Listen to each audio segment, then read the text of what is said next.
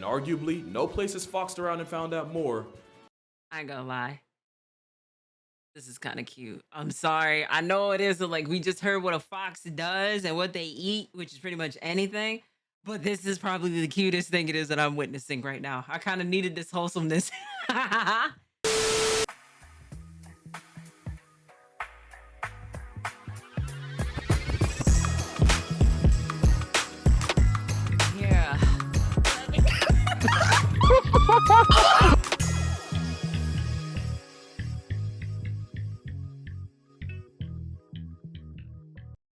So without further ado, let's go ahead. Let's get into this next video, bros. So shout outs to Casual Geographic. I love his videos a lot.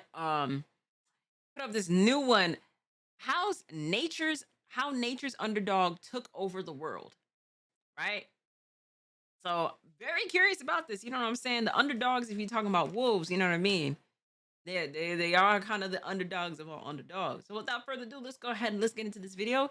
How nature's underdog took over the world. Let's get into this damn video, y'all. Let's do it. What does the fox say? What does the fox say? What does the fox say? Oh, that's kind of cute. Hi. That's kind of cute. Alright, pop quiz. What is the most widespread carnivore on Earth? Out of all of those animals in the world, which one managed to spread further and thrive in more places than any other? And This isn't rhetorical, by the way. Comment your answer. I'm actually curious. All votes in? Okay, good. It's the red fox. I don't know when it happened, but somewhere in the history of Earth, there was a subplot where the fox took over the world, and they have not let up since. Today, there's about 23 flavors of fox seasoning this big ball of dirt and water, with well over 40 subspecies on their roster. And they are everywhere. From griefing gardens in the suburbs, to pickpocketing polar bears in the north, to murking koalas in Australia. Trust and believe we gonna get to that. You can find some Vulpes variant virtually anywhere in the world that isn't the ocean or Antarctica. And the biggest flex of the foxes is the red fox. Despite being in the weight class of a small dog, no other mammalian carnivore owns more real estate. And even though they're invited to the carnivore cookout, technically they're omnivores, which means they eat, and I do not say this lightly, everything. Rabbits, rodents, birds, frogs, worms, fish, crabs, clams, insects, lizards, eggs, fruits, plants, garbage, cat food, dog food, carry-on, and I don't mean the bag, and actual feces. Literally their whole meal plan is, if it doesn't kill them first, they'll eat it. Foxes are also able to exploit the Earth's magnetic fields in order to catch bodies. You've probably seen this thing foxes do where they'll swan dive into a pile of snow. So cute. Yeah. It's called mousing, and foxes are able to use magnetic fields as this kind of internal GPS, and they cross-reference that with a broken sense of hearing to figure out exactly where their target is and exactly where to land a critical hit. Foxes pretty much have a real-life wall hack, and they're one of the few animals to hunt like this. They're also smart enough to memorize the migration patterns of certain species of birds, meaning they know the exact time to pull up for free and easy protein. Foxes also manage to figure out the same with some turtles, since Right, timing got it an right iron after they lay stomach. their eggs and peace out means low effort omelets. Call that over easy. And arguably, no place has foxed around and found out more. I ain't gonna lie. This is kind of cute. I'm sorry. I know it is like we just heard what a fox does and what they eat, which is pretty much anything. But this is probably the cutest thing it is that I'm witnessing right now. I kind of needed this wholesomeness. Than Australia. Because way back in the 1800s, Europeans airdropped red foxes to the land down under for the sport of fox hunting. Evidently, the foxes weren't about to go down like that. To the point where a couple years ago, it's estimated that over 7 million foxes exist in Australia as a perpetual middle finger to the settlers that thought they'd be light work. Some unhinged foxes even learned to climb trees in order to snatch baby koalas and sugar gliders, proving that any animal that gets introduced to Australia will inevitably become a problem. And now, foxes and feral cats are like the Kobe and Shaq of putting native Australian animals on a shirt. That ability to adapt means foxes are one of the very few predators that do better in cities. Not as well, not almost as well, no, better. Today, the highest density of foxes living in Britain are shacking it up in the city. In some neighborhoods, you'll find twice as many fox families than you would in the countryside, and 200 times as many than in some desolate moors. And even though they get straight up bullied by bigger canines, foxes don't rely on a pack structure the same way wolves do. And they have enough pretty privilege to dodge the smoke everyone seems to have for coyotes.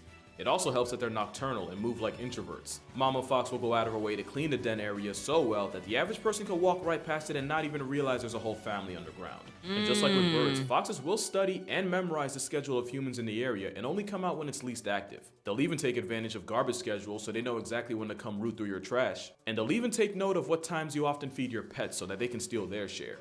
And you may never even notice. Depending on where you live, you can probably count on one hand how many foxes you've seen in your neighborhood, even if you've lived around them your entire life. And lucky for them, they have. I will say this, around me, I did witness one fox. And I never forget, like, I was in my car and I was on the phone with someone and it was like raining and everything. And I was by a hotel, right? So I'm going ahead and I'm talking to him and I'm just like, oh, who left this dog out here with no leash?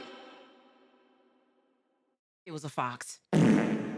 It was a fox. First time seeing that. And I was like, oh, great googly moogly. Happen to be just cute enough to not have to worry about getting their existence nuked like some of their predators. Speaking of which, let's talk about the many enemies of the fox. You got wolves, coyotes, cougars, lynxes, birds of prey, bears, wolverines, cars, and many, many more. Because the one bad thing about being a fox is everything on the census either wants to eat you or wants to kill you because you eat the same things. In fact, the first and sometimes last enemy they'll make is their family. Fox cubs will fight their siblings off rip in order to establish a hierarchy. And it's not the cute Disney play fighting I used to think it was. 20% of fox kids born will never leave the den. It's just straight violence out the womb. I can't even say it's on site since baby foxes live the Helen Keller experience for the first 2 weeks of their life. They on that black Lucky Air for Force them, energy. Foxes often mate for life and Out bring the up fucking kids yin together. yang. I mentioned this in the Father's Day episode last video, but fox fathers will hide food around the den in these little pantries in order to teach his kids how to find food for themselves. I want you to keep that pantry thing in mind. We're gonna come back to that. Fox cubs have a couple months of a grace period before they have to go out and figure out life on their own. Lucky for them, they're part of the most unfairly versatile group of animals you'll ever see. Like, did you know foxes can climb trees? No, I don't mean like fully scale that joint. The gray fox has been seen ascending over 70 feet up into a tree, and they're one of the few foxes that flex retractable claws, which allows gray foxes to avoid conflict with predators like coyotes. Go ahead and ask cheetahs how important that is. Tree climbing only proves that foxes are just cat software marrying dog hardware, a cat dog if you will. And it shows that there isn't a lot of real estate on Earth that a fox can't claim. And no fox proves this more than my personal favorite, the Arctic fox. Cause this igloo puppy has zero business surviving out here. Not only is it cold enough to get one shot by wind, the Arctic fox also has ops like wolves and polar bears to worry about. And since pretty much anything goes in Satan's ice rink, both of them will not hesitate to eat a fun-sized fox. And it really be your own kind, since another unlikely menace to an ice fox's It looks life so cute though. is the red fox. Cause as small as they are, the red fox is still 2 to 3 times bigger than their snowy cousins. And yes, red foxes will 100% murk and eat their weaker relatives if it means surviving. So you'd think it'd be curtains for any pint-sized predator that even tries out here. Well, about that. Don't think for a second Arctic foxes don't have their tricks too. They'll strategically follow polar bears for miles just to clean off whatever they don't finish. We're talking about a house cat-sized fox slipping food from the literal biggest land predator on the planet, while also managing to stay far enough to avoid getting their consciousness confiscated permanently. These babyface survivors will even resort to scavenging the polar bear's food, except after it's already been digested and taken the south exit. Yeah, they're a different kind of potty mouth. But the Arctic fox has a secret to never having to miss a meal. These Q-tip terriers have a pantry system where they'll bury any extra food in a network of underground dens, which can stretch across 20 miles. And it's these food supplies that keeps the Arctic fox's pulse going in the dead of winter. There was even one time where researchers uncovered a fox cellar containing Smooth, it's not bad at all because it's kind of cute. Like, why do these things, like, why is the most deadliest things that can sit there and just disintegrate through humans? It looks so adorable. I sit there and I think jaguars are beautiful. You know what I mean? I've said this plenty of times. Like, I want to pet one, and people are just like, "Ari, you're insane." I may be insane, but if you see me with a picture with my jaguars next to me, and you know what I'm saying, and they're out here chilling with me, I don't want to hear shit. You know what I mean? 38 birds, 4 rabbits, and about a dozen eggs. Oh, it's hoarding on 1,000, but it's what keeps them Euro-stepping death and ghosting the Grim Reaper. This cotton-colored canine has one more trick too. Coming in all white helps the glacier jockey cosplay as a snowdrift in order to avoid predators. But once the sun finally makes an appearance like an absentee father on tax day, the longer daylight triggers hormonal changes that causes them to change coats. They go from whiter than a party in the Hamptons to a thinner coat that matches the tundra the Arctic turns into. And it's all these abilities that allows the chameleon of foxes to live in one of the most unlivable places on Earth. and so does the smallest fox in the world. On the other side of the spectrum, the Fennec fox survives in a very different kind of desert. It's the smallest canine in the world and could probably get bodied by a chihuahua. Those massive ears are good for 3 things: increasing their overall surface area to help keep them cool, the same way elephant ears do. I mean, the helping ears them is pinpoint huge. the insects, lizards, and rodents on its grocery list even while they're underground. And for looking absolutely adorable doing it. Like I said, foxes are broken, especially since Fennecs can live off the moisture they get from food and by licking the dew from their dens. Not only that, but their kidneys are actually designed to function off very little actual water, making this travel-sized fox one of the few animals able to survive in the desert without drinking actual water. And as a human, you tap out from life after about 3 days of a water fast. Hey, listen, I seen a TikTok that of a nigga who didn't drink water for 2 years, gang. And I'm not bullshitting too. This man really did not drink water for 2 years. Tried it in the TikTok, and of course, you know, it didn't stay down.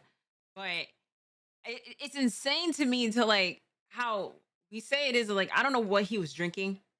I don't know how he's alive, gang. I don't know. I don't know what he was drinking. I guess I'm just gonna assume he was drinking everything else but water. But hey, listen, if this is not a way to advocate to drink water, you know what I'm saying? For all my fellow humans out there, you know what I mean? Stay hydrated. In fact, where the Fennec fox may never have to drink at all, the average adult should drink about 48 ounces a day. That's just over 2 of these, which can often feel like a chore, but Airup's flavor pods makes it way easier. Oh, W sponsor. These pods actually manage to trick your brain by using scent flavors traveling to your brain to replicate the taste of whatever pod you chose. Whole time you're just drinking plain water. Just fill the bottle up, pull the pod to activate the flavor, hold the bottle upright, and yeah, that's pretty much it. My personal favorite's mango passion fruit, but you have a variety of options like watermelon, peach, cucumber, orange, apple, and Sign a me bunch up. more. And again, there's no calories, no sugar. It's just you gaslighting your brain, since about 80% of taste is actually dependent on smell. Now, I've Correct. never had a problem drinking enough water, but after deciding to try to cut down on sodas and juices, I can honestly say Arup has come in clutch more than a few times. And you know this isn't just an ad. I literally tell y'all to drink water in every single video. And now I can help with that. So make sure you check out Arup and their many flavor pods using the I link might in the have to check it description. out. Use the code CASUALGO15 for 15% off. And like always, make sure y'all staying hydrated out there. I just said Hydration this isn't a too. problem for a pocket-sized sand pup. Oh, and by the way, since their kidneys are always on desert mode, Fennec's fox pee is super concentrated and smells like pee-pee le pew. And since foxes will pee on any surface, 2 hours with a Fennec under your roof and your house will smell like a skunk orgy. So yeah, don't be confusing them for good pets. You shouldn't confuse them for a pale fox either. That's offensive to them. They look similar, but the pale fox is slightly bigger, has a smaller range, and is overall the less clouded dupe of the Fennec. And if you take a quick trip a couple 100 miles down south, you'll find the bat-eared fox. Unlike the rest of the fox family, their meal plan contains almost entirely insects, with most of their protein coming from termites. Those satellite dish ears allows it to eavesdrop on termite affairs before it packs them. They've even gone ahead and invested in extra teeth to help with their termite terminating tendencies. Bat ears also acts on fox-like by living in packs, usually made of a mating pair and their children, kind of the same way wolf packs work. It's like a fox that slept through the lecture on how to fox 101, which actually makes a lot of sense since technically bat-eared foxes aren't true foxes. There are 12 species that earn the title of true fox, and 4 of them we've already mentioned: the red fox, the Arctic, the Fennec, and the pale fox. Another true fox is the Tibetan fox. No, I'm serious. This fox looks so tired, bro. Sorry, I'm childish. I'm childish, but like the look on this fox's face is sending me. That's exactly what they look like a reborn human realizing reincarnation ain't always sweet. Or like nature got drunk and tried redrawing foxes strictly from memory and then uploaded it as a dare. It's the only animal able to side-eye you while looking you dead in the face. Right, that side-eye is Picture's worth 1,000 immaculate. words, and every image of a Tibetan fox tells a story of apathy, Nigga indifference, look and a depressed. splash of contempt. Now you might be wondering why this fox looks like an AI-generated Renaissance painting. Some say it's to help them cope with a windy environment. Some say it's because their skulls are specialized for carnivory. I say God or nature, whoever did this to them, has a twisted sense of humor. Evidently, the Tibetan fox does not. Also, you know the whole coyote-badger team-up that we all love so much and can't get enough of? Apparently, the Tibetan fox has the same type of arrangement with Himalayan brown bears, where the bears will dig out pika burrows, that's a pika, and force them to run on land, where they get chased down by the fox. The fox isn't the digger the bear is, but the fox has better foot speed, so like any true dynamic duo, they cover each other's weaknesses, even if one of them looks allergic to oxygen. I'm gonna run through a couple more foxes real quick. We have Blandford's fox, found in the Middle East and Central Asia. They're easily the goats of foxes, able to scale anything short of 90 degrees and able to do the equivalent of a 10-foot box jump by leaping onto ledges. There's the kit fox of the Southwest, also known as the San Joaquin fox, and they're basically the American edition of the Fennec fox. We can't forget about the Corsac fox of the Mongolian steppe and Central Asian deserts. Then you got the Cape fox of South America, and the slightly bigger Indian-based Bengal fox. I was not kidding, unless you're neighbors with the cast of Happy Feet, there's likely more foxes in your area than hot singles just dying to meet you. Foxes come in so many forms that they even have their equivalent of a shiny Pokemon. Ladies and gentlemen, I give you the cross fox. It's actually a red fox with partial melanism. You know, the same thing that turns leopards and jaguars into black panthers. They're more common in Canada, where up to a third of the red fox population has this bimelanated alternate skin. And even rarer than them are silver foxes, which is just a red fox with complete melanism, gang. Cause yeah, red foxes aren't always red. Like I said, foxes exist in many forms, but there's one final form not even they saw coming. Pets. That's right, there's a population of domestic foxes in the world as we speak. Basically, the lore goes, this guy, Dmitry Belyaev, asked a question. How did we go from this apex predator to a lapdog? So he and graduate Ludmila Trut tried to see if they could replicate the wolf domestication process, except with foxes. They created a fox farm with 100 vixens and 30 males, and which foxes got to mate depended on which ones were the most tolerant of humans. The most human-friendly foxes fornicated, and this process repeated itself with the next generation. Essentially, they were selecting for traits that would make them the most fit for human companionship. And as the experiment wore on, the foxes went from not fearful of people, to tolerant of people, to actively seeking out people. Later generations would develop an affinity towards humans, sniffing and licking people, and even replacing the aggressive yips and shrieks with more passive whimpers and pants. But what we weren't expecting was, as their personalities and attitudes towards people changed, so did their bodies. The more people-friendly foxes sported droopy ears and curled up tails, which is pretty different from the upright ears and downwards pointed tails of their wild cousins. And after decades of successfully playing God with foxes, we now live in a world where you can adopt and own a pet silver fox. That's crazy. Now here's a part of the video where I tell you why you ain't ready for that. They poop and pee everywhere, and there isn't a surface in the house they can't get to. You little shit. They scream, especially at night. You'll be finding out what the fox says while you're trying to count sheep. Not to mention you're probably gonna sacrifice furniture for their happiness. That combination adds up to a good chance you're up at 3 AM cleaning fox feces off the top of your fridge while cursing yourself for not just getting a hamster. You can probably find a way to make it work if you do the research and you're committed enough, but, and I'm gonna say this as many times as it's applicable, if you're that willing to sacrifice your sleep, sanity, and social life for a screaming, pooping deratio of a creature, just have children. Cause foxes are great wild animals, but they can really be some mid as hell pets. But that's gonna do it for this video. Friendly reminder that I do have a book out. It's called 100 Animals That Can, Redacted, Kill You. Link in description if you're interested. Shout out to Arab for sponsoring this video. Shout out to you all for watching this video. Drink water, wear sunscreen, touch grass, hug your parents, and I'ma see y'all in the next one. Oh yeah, and happy birthday to me. Hey, happy birthday, gang. Are you my porky potato? Are you my porky potato? Hi. Hi. Oh my gosh.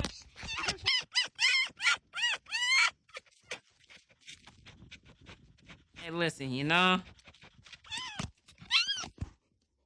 that fox said, skedaddle. Got your phone. Oh, God. Oh, my God. All right, y'all. Listen. That was actually a W video. That was very wholesome. I like that. They look so cute, but they're very dangerous, you know? But hey, listen. Shout out to Casual Geographic W video, W reaction. I'm off of this thing, you know what I mean? I needed that. That was cute.